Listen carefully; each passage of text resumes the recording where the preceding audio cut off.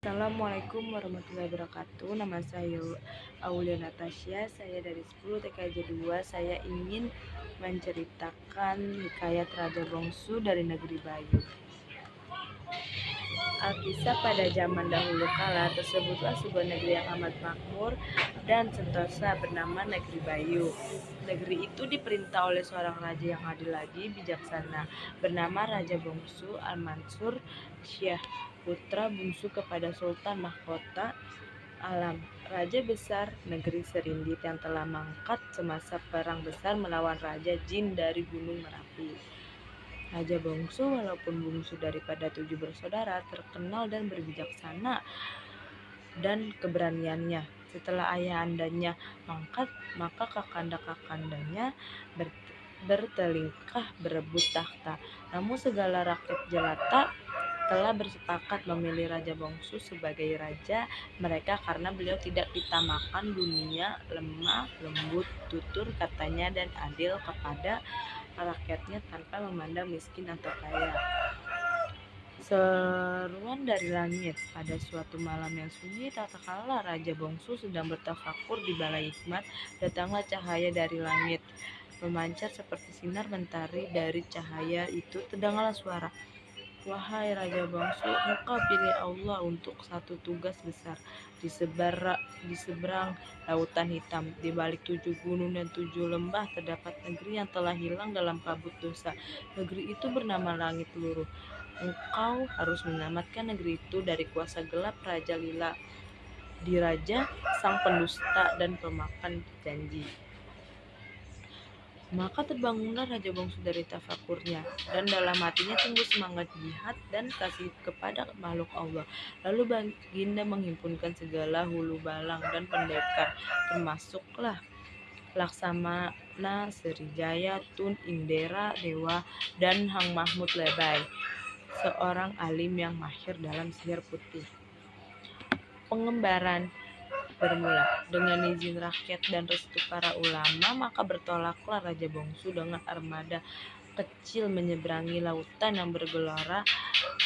Dalam pelayaran itu mereka menempuhi berbagai rintangan, badai, taufan, ikan naga dari laut kaca, serta pulau-pulau berpenghuni makhluk ganjil. Tak kala sampai di Pulau Serindu, mereka disambut oleh Putri Intan Baiduri, pemerintah pulau itu yang sedang dalam tawanan makhluk bertanduk hasil sihir Raja Lila Diraja. Maka Raja Bongsu dan rombongannya pun menyerang makhluk itu, dan dengan hikmat doa Hang Mahmud Lebai, makhluk itu hangus terbakar oleh api langit. Putri Intan Baiduri terpesona dengan keberanian dan keikhlasan Raja Bongsu, lalu menghadiahkan baginda cermin hikmat yang dapat menunjukkan kebenaran dan kebatilan. Maka bertambah lengkaplah bekal baginda dalam perjalanan. Pertempuran di Langit Luruh. Setelah 7 bulan berlayar dan berjalan kaki menempuh hutan belantara, tibalah mereka di negeri Langit Luruh. Negeri itu kini suram dan penuh ketakutan.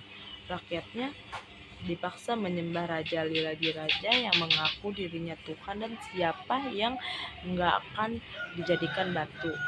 Raja Bongsu pun menulis warqa menyeru Raja Lila Diraja agar kembali kepada jalan yang benar. Namun Raja Lila mentertawakan dan mencabar baginda berperang. Maka terjadilah perang besar di lembah Sangkakala, di tempat langit dan bumi seakan bergoncang. Dalam berperangan itu, Tun Indra Dewa gugur sebagai syahid dan Laksama Srijaya luka parah, tetapi Raja Bongsu tidak berganjak. Dan dengan bantuan cermin hikmat, baginda menyelarakan wajah sebenar Raja Lila, rupa yang hodol seperti syaitan, berbau bangkai dan penuh kebusukan. Maka rakyat Langit Luruh pun bangkit memberontak dan menurunkan patung yang memuliakan raja palsu itu. Akhirnya Raja Lila Diraja tewas dan jasadnya hilang di bawah angin hitam ke puncak gunung yang tiada bernama. Kembali ke negeri Bayu. Setelah menyelamatkan langit luruh, Raja Bongsu tidak merampas negeri itu, tetapi melantik seorang rakyat tempatan yang adil dan warak, bernama Syah Bulan, untuk memerintah. Lalu Baginda kembali ke negeri Bayu disambut dengan gendang dan paluan nobat. Rakyat sujud dan menangis gembira akan kepulangan raja mereka. Tahun demi tahun berlalu dan Raja Bongsu memerintah dengan penuh kasih sayang. Baginda mendirikan madrasah, membuka tanah baru, dan menjadi negeri Bayu sebagai pusat ilmu dan perniagaan. Setelah 40 tahun memerintah, Baginda pun wafat dalam tidur pada malam Jumat dan wajahnya berseri seperti rembulan purnama. Wasiat di balik mimpi. Alkisah setelah Raja Bongsu mangkat dalam tidurnya yang damai, seluruh negeri Bayu berkabung selama 40 hari 40 malam. Nobat tidak dipalu, gendang tidak dipukul, dan seluruh rakyat mengenakan pakaian putih sebagai tanda kasih dan hormat. Jenazah Baginda disemayamkan di makam pusaka di Raja Gunung Sejati, disaksikan oleh segala rakyat, ulama, dan duta-duta dari negeri sahabat. Namun pada malam ke-41 Hang Mahmud Lebay yang ketika itu sedang bertafakur di menara Masjid Lama didatangi mimpi aneh. Dalam mimpinya terlihat Raja Bongsu berdiri di tengah lautan cahaya dengan wajah tenang, tetapi matanya menatap ke arah negeri jauh di timur. Dalam mimpi itu Baginda berkata, "Wahai Mahmud, ketahuilah bahwa perjuangan belum selesai. Dalam perut bumi tersimpan satu warisan agung, kitab Nurzaman, pusaka keturunan Raja Iskandar yang dahulu aku sembunyikan agar tidak jatuh ke tangan musuh. Kini waktunya hampir tiba, bangkitkan anak cucuku agar mereka menyambung perjuangan." Terjaga Hang Mahmud Lebay dari mimpinya dengan penuh dingin, dan langsung ia bertemu dengan para pembesar negeri termasuk Tengku Hasan, anak angkat Raja Bongsu yang bijak tetapi belum pernah naik takhta karena usianya yang muda. Munculnya waris tersembunyi. Maka dengan restu para ulama dan pembesar negeri, Tengku Hasan dinobatkan sebagai Raja Muda Negeri Bayu. Namun tak seperti datuknya yang mengangkat senjata dengan pedang dan perisai, Raja Muda Hasan lebih cenderung kepada ilmu, hikmah, dan siasat halus. Beliau mulai membangunkan perpustakaan, mendirikan balai ilmu, dan memutuskan kecendekiawan ke negeri-negeri jauh, mencari jejak kitab Nurzaman.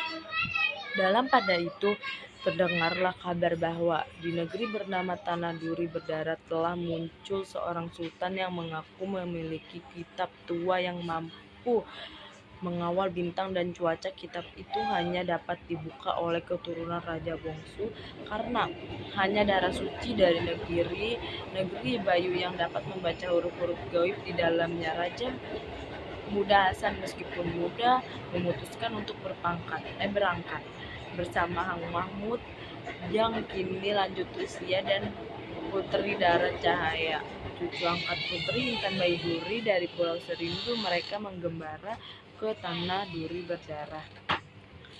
Musyihat dan pengkhianatan. Namun sesampainya di sana mereka mendapati bahwa Sultan negeri itu, Raja Zalim Shah, telah mempergunakan kitab itu untuk mengendalikan hujan dan menahan kemarau, lalu memperhambakannya rakyatnya. Barang siapa melawan akan dicabut bayangannya yang dijadikan hamba abadi di istana kegelapan. Raja Muda Hasan dengan saat yang halus masuk ke istana, bukan sebagai penakluk tetapi sebagai pelajar. Ia menyamar sebagai hamba Tikmat, dan dengan bantuan Dara Cahaya yang mahir menari dan Hang Mahmud yang berpura-pura menjadi menggembara buta, mereka perlahan-lahan menyelidiki rahasia kitab itu. Namun pengkhianatan berlaku. Seorang penasihat istana yang rupanya keturunan lama dari musuh Raja Bongsu dahulu mengenali cincin warisan yang dipakai Hasan. Maka ditangkaplah mereka dan hendak dijadikan korban untuk memeteraikan kuasa kitab. Sekian dari saya. Wassalamualaikum warahmatullahi wabarakatuh.